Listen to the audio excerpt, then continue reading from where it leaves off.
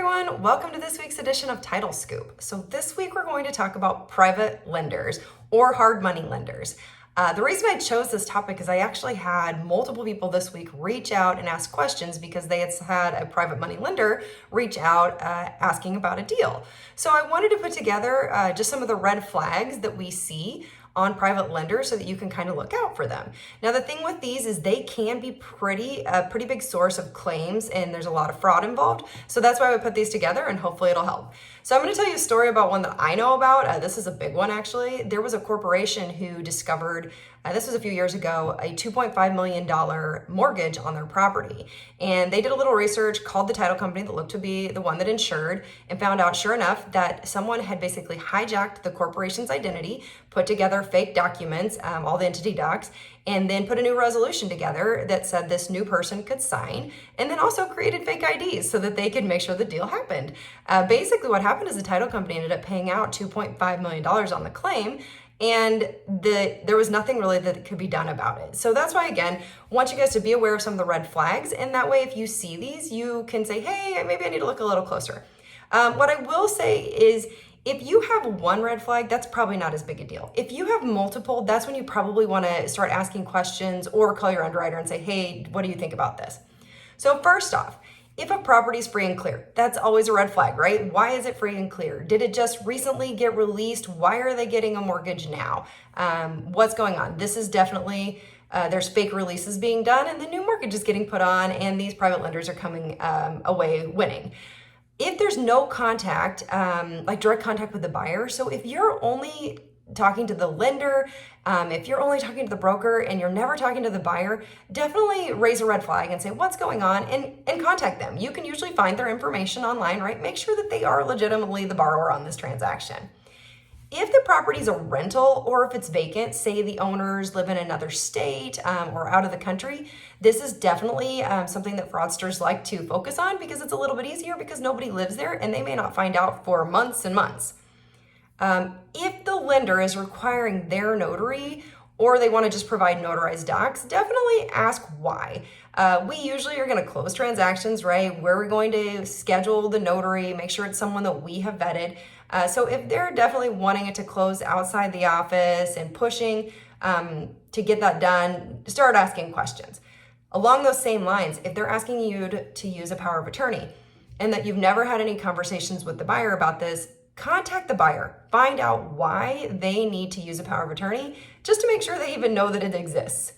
High pressure tactics, as with every single deal, if you are being asked to rush this, if you need to close it right now, it has to close. We feel that all the time, but if it's a lender you've never dealt with, it's a private money lender, and there's all these other red flags, definitely raise a red flag and say, whoa, what's going on here? Why is this a rush? One that could definitely be overlooked would be signatures.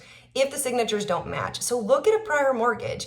If the signature of the person signing doesn't match, definitely ask the question and say, wait, why did this change? And you can stop the closing and get a second opinion.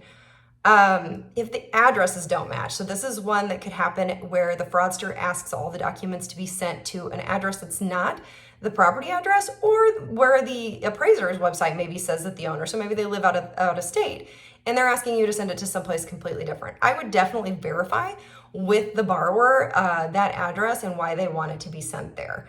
Again, you might have to do a little bit of searching to figure out where that borrower is. You maybe can't just rely on the information being given, and so you may have to do a little bit of searching to figure that out. Another one is if the identification's fraudulent. So this is one definitely that would be hard. Know your state requirements.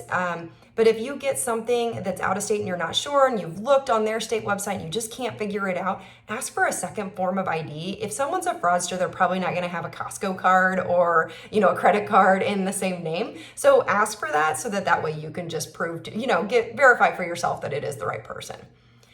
If the property was recently conveyed from a lender that's foreclosed, similar to people who live out of state or out of the country, banks don't always keep track of the properties that they own, so sometimes they're a good target for fraudsters to put loans on, get mortgages recorded so that they can get paid on those. So the next few are really having to do with the closing and lender docs.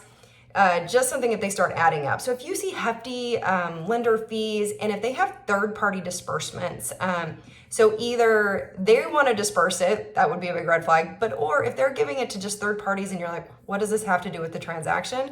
Definitely you want to ask those questions and say, what's going on? Who is this? We need an invoice, and start asking.